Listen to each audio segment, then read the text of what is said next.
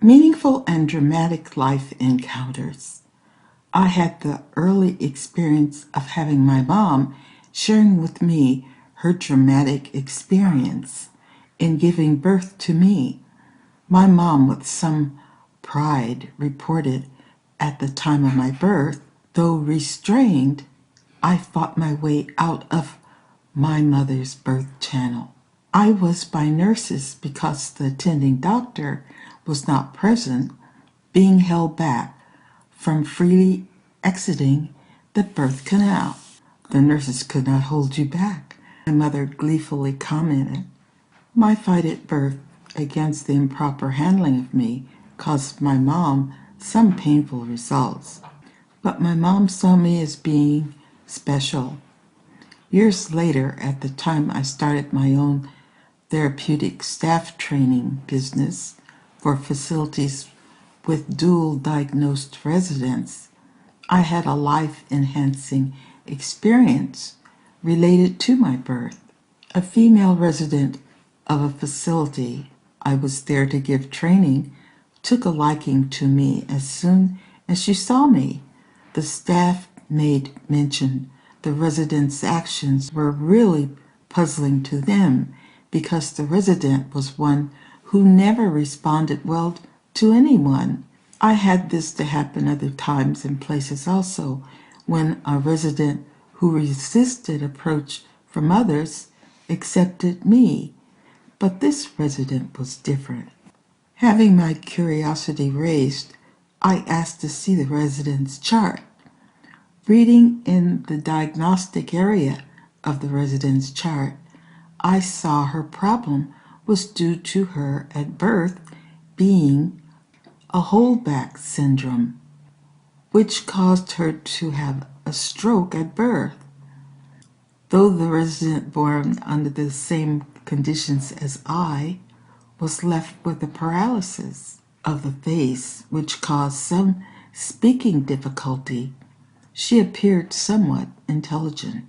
The Lord revealed to me His caring for me with the birth experience of myself and the resident I met during my facility visit.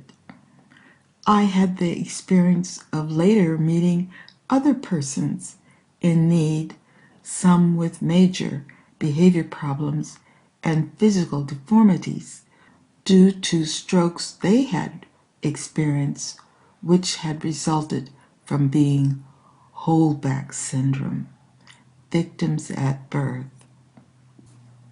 Wounds I caused.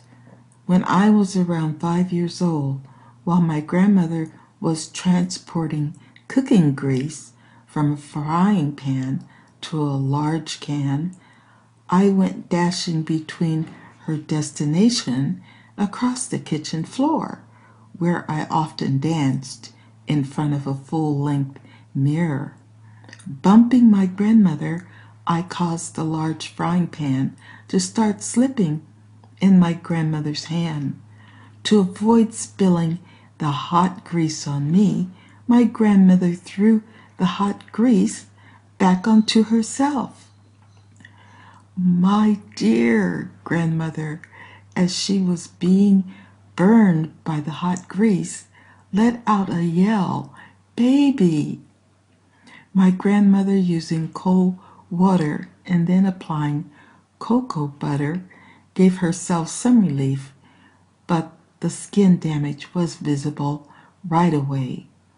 The hot grease being jerked by my grandmother back onto my grandmother's right arm resulted in the right arm of my grandmother remaining badly scarred from the burning she received from the hot, splattered grease. In order to protect me from injury, my grandmother's effort scarred her. I was left with a valuable understanding of our Savior's sacrifice, who in love protected us from being burned. Zechariah 13:6. And one shall say unto him, What are these wounds in thine hands? Then he shall answer, those with which I was wounded in the house of my friends. Isaiah 53:5. But he was wounded for our transgressions, he was bruised for our iniquities. The chastisement of our peace was upon him, and with his stripes we are healed.